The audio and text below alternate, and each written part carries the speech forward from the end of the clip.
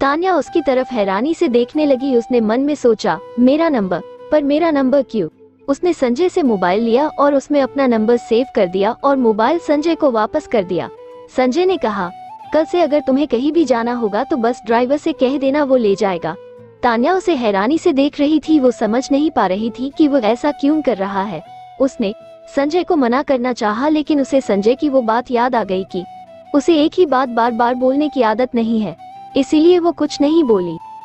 वो उठकर अपने रूम में जाने ही वाली थी कि अमीशा वहां आ गई। उसने जब तान्या को संजय के सामने बैठा देखा तो उसका गुस्सा 7वें आसमान पर जा पहुंचा।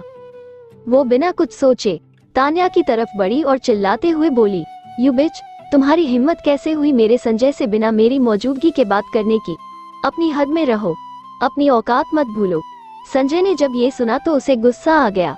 उसने गुस्से से अमीशा की तरफ देखा और जैसे ही कुछ बोलने के लिए मुंह खोला, उससे पहले ही उसे एक आवाज सुनाई दी, जिसको सुनकर वो शांत हो गया। मिस अमीशा। आवाज धीमी थी मगर गुस्से से भरी। अब आप मुझे मेरी हद बताएंगी? मुझे मेरी हद पता है, लेकिन लगता है कि आप अपनी हद भूल रही है, इसीलिए शायद आप किसी और के हस्बैंड को आप उसे अपना बता रही हैं। अमीशा उसकी बातों को सुन के हैरान रह गई। वो गुस्से में बोली, यू और औकात, मेरी औकात क्या है ये तो आपको भी पता होगा। पूरी दुनिया मुझे मिस शेखावत के रूप में जानती है, लेकिन आपकी क्या औकात है दूसरों की निगाहों में, ये मुझे आपको बताने की जरूरत नहीं कि किसी और के पति के साथ सोने वाले को क्या कहा जाता है।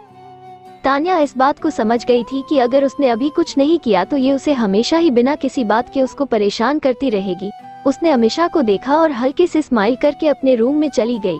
अमीशा उसको गुस्से में दांत पिस कर देखती रह गई।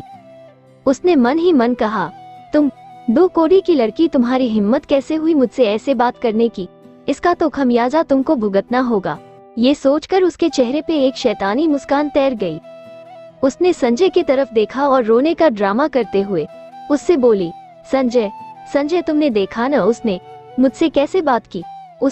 उसने मुझे, ये कहते हुए वो जोर जोर से रोने लगी। अब तक संजय को भी गुस्सा आ चुका था। उसने गुस्से से तेज आवाज में कहा, इनफ, बहुत हो गया, बस करो, जैसा करोगी वैसा भारोई। उसको मैंने बुलाया था बात करने के लिए। ये बोलते हुए वो उठ खड़ा हुआ और अपने रूम की तरफ चला गया और दरवाजा अंदर से बंद कर लिया। अमीशा गुस्से में तान्या को गालियां देते हुए अपने घर चली गई। वो जानती थी कि इस समय संजय से बात करने का कोई फायदा नहीं है, वो बाद में उसको मना लेगी। उधर तान्या अपने कमरे में रो रही थी। तभी मारिया वहां आई। वो सब जान रही थी, इसीलिए उसने तान्या से प्यार से कहा, मैम, मैंने खाना बना दिया है, अब मैं घर जा रही हूँ। अमीशा मैम भी अपने घर चली गई है, इसलिए अब आप आराम से अपना काम करिए, अब कोई आपको परेशान नहीं करेगा। ये बोलकर वो अपने घर की तरफ चली गई। तान्या थोड़ी देर बाद अपने रूम से निकली और आंगन में जाकर झूले पर बैठ गई और चांद को देखते हुए अपने पुराने दिनों को याद करने लगी कि कैसे जब कोई उसे परेशान करता था तब वो उसको बचाता था।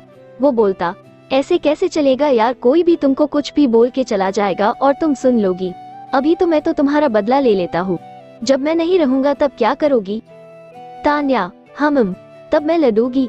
अच्छा, ऐसा क्या? अगर ऐसा होगा तो फिर मैं भी आऊंगा तुमको देखने।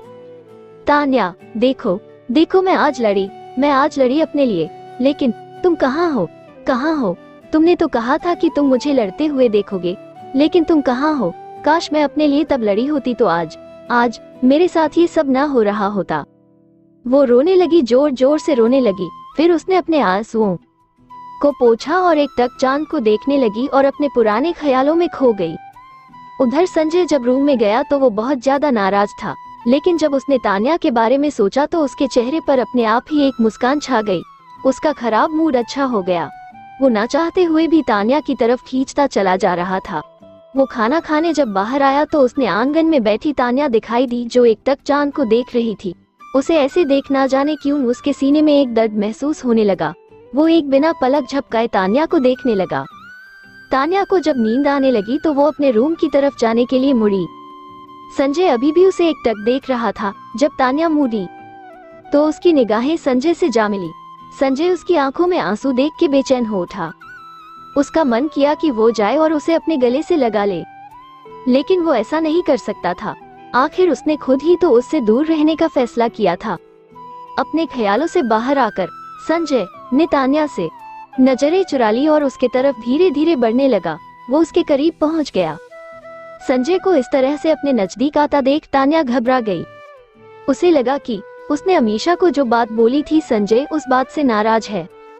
वो डरते हुए एक कदम पीछे हुई और डरते हुए बोली, mister Sanjay, I am so. अभी वो बात पूरी करती उससे पहले ही संजय उसके होठों पर अपनी उंगली रखते हुए हल्की मुस्कान के साथ बोला, शुश, कुछ मत बोलो। तान्या हैरान नजरों से उसे देखने लगी और उसकी नजरें संजय से जा मिली।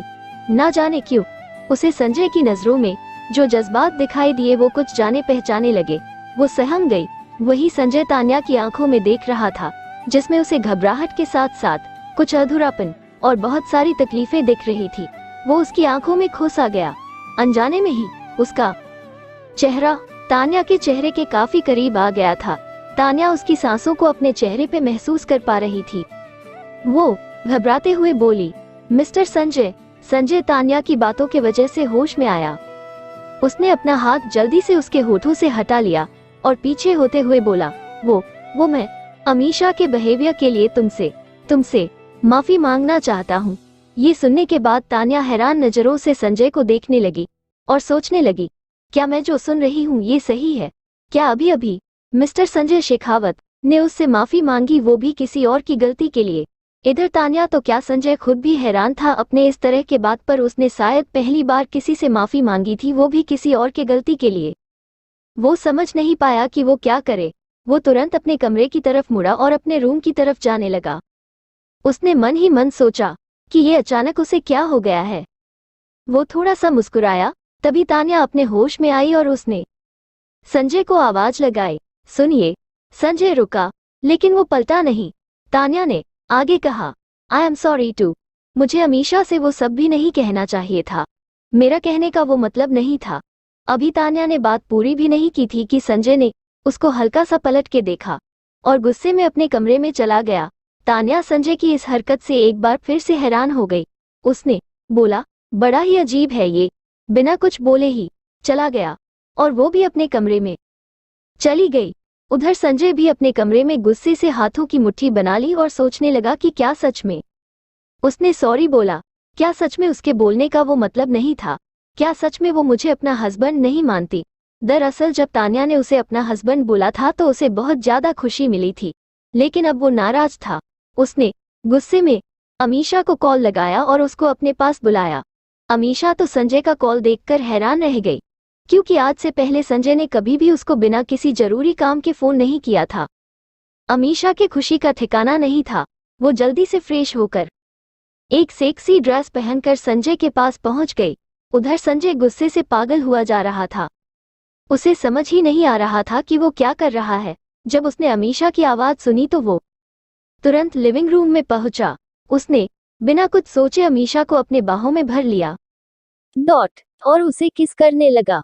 अमीशा उसके इस तरह के बर्ताव से सदमे में आ गई, क्योंकि आज से पहले वो ही संजय की तरफ अपना पहला कदम बढ़ाती थी, पर आज तो संजय ने ऐसा क्या हो गया? तो लगता है संजय को अच्छा नहीं लगा जो तान्या ने मुझसे कहा, इसीलिए वो मुझसे इतना प्यार कर रहा है। उधर संजय के दिमाग में तो सिर्फ तान्या की वही बात कि मेरा वो मतलब नहीं है चले जा रही थी। उसने और गुस्से से अमीशा को किस किया, जिससे अमीशा दर्द से चिल्ला उठी। पर उसे से क्या होना था?